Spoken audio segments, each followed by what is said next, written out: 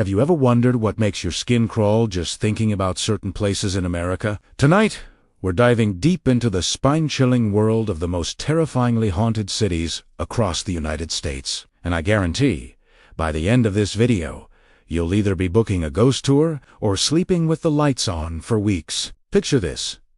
You're walking down a cobblestone street at midnight, fog rolling in from nowhere, and suddenly you hear footsteps behind you that stop the moment you turn around. Welcome to America's most haunted destinations, where the past refuses to stay buried and restless spirits roam freely among the living. What's absolutely fascinating is how America, despite being a relatively young nation, has managed to accumulate centuries of supernatural activity, from colonial witch trials to Civil War battlefields, from abandoned asylums to luxury hotels where guests check out but never really leave.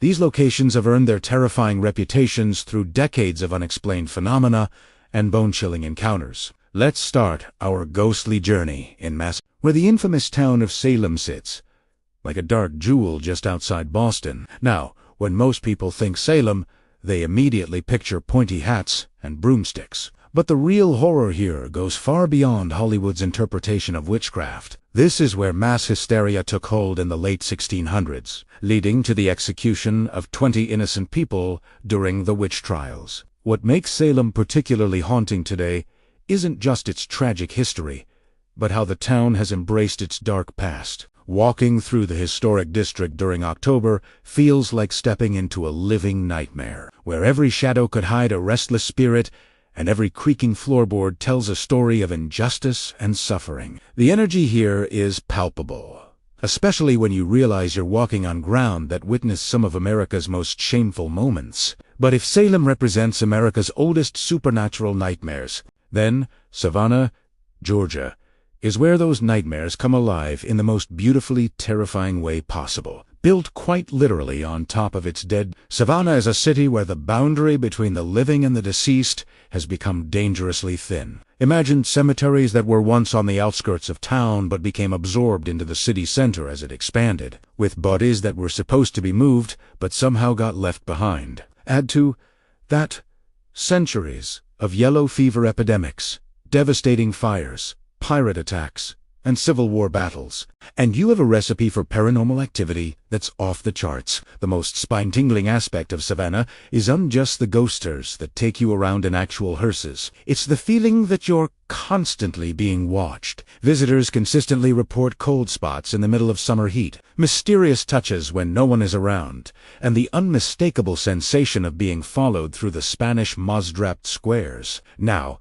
let's venture into the mountains of Colorado, where the Stanley Hotel in Estes Park stands as a monument to literary horror. This isn't just any haunted hotel. This is the place that gave Stephen King nightmares so vivid and terrifying that he wrote The Shining. After staying just one night in room 217, the original owners, F.O. and Flora Stanley, apparently enjoyed their earthly home so much that death couldn't convince them to leave. Guests report hearing phantom piano music echoing through empty halls and seeing mysterious figures in the billiard room. Thankfully, there are no reports of blood-soaked elevators.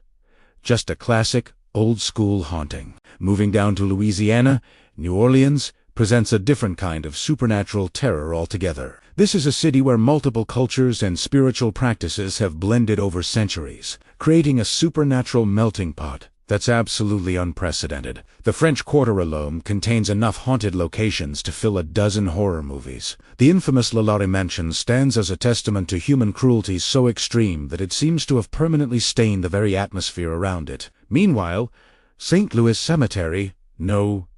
1, where the legendary voodoo queen Marie Laveau rests, feels like a gateway between worlds. What makes New Orleans particularly unsettling is how the supernatural feels integrated into daily life. Locals speak casually about their ghostly neighbors, and the line between tourism and genuine spiritual activity becomes remarkably blurred. The spirits here aren't just remnants of the past. They feel like active participants in the present. Next, we head to Pennsylvania, where Eastern State Penitentiary in Philadelphia represents the darker side of American progress. This fortress-like structure once housed some of the country's most notorious criminals, including Al Capone. The penitentiary's revolutionary solitary confinement system was designed to drive prisoners to religious repentance, but instead, it seems to have driven many to madness, creating the perfect conditions for spirits that refuse to be contained by death. The crumbling cells and echoing corridors create an atmosphere so oppressive that even skeptics find themselves looking over their shoulders. Down in Florida, St. Augustine brings nearly 5 centuries of ghostly accumulation to the table. Founded in 1565, this city has had ample time to collect restless spirits. The St. Augustine Lighthouse presents one of America's most heartbreaking ghost stories, where the Pity Sisters, daughters of the lighthouse's construction overseer, are said to continue their eternal game of hide-and-seek after a tragic, drowning accident.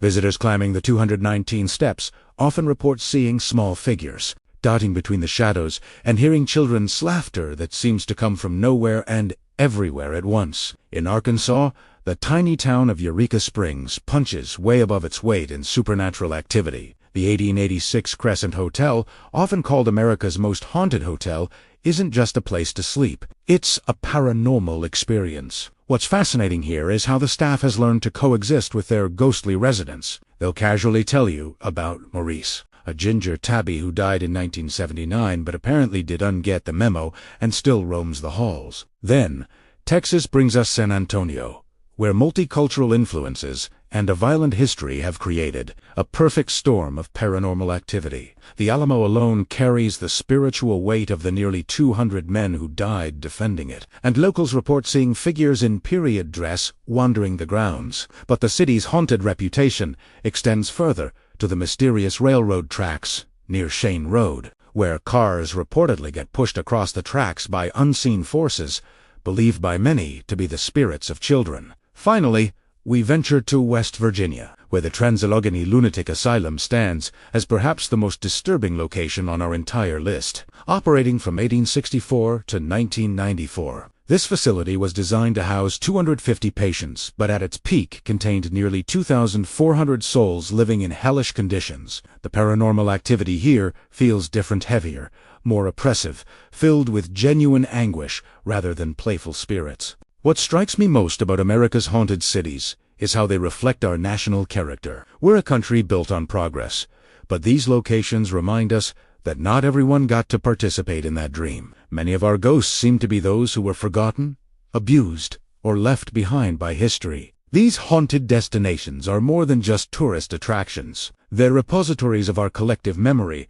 places where the past refuses to be sanitized or forgotten. They force us to confront the darker chapters of our history while simultaneously providing a strange kind of comfort, proof that some essence of human experience persists even after death. So the next time you're planning a vacation, consider adding one of these spine-chilling destinations to your itinerary. Just remember to pack your courage along with your camera, because in America's most haunted cities, you never know who or what might be watching you from the shadows, waiting to remind you that some stories never truly end. Thanks so much for joining me on this ghostly tour. If you enjoyed this video, don't forget to hit that like button, subscribe, and ring the bell so you don't miss our next adventure into the unknown. See you next time.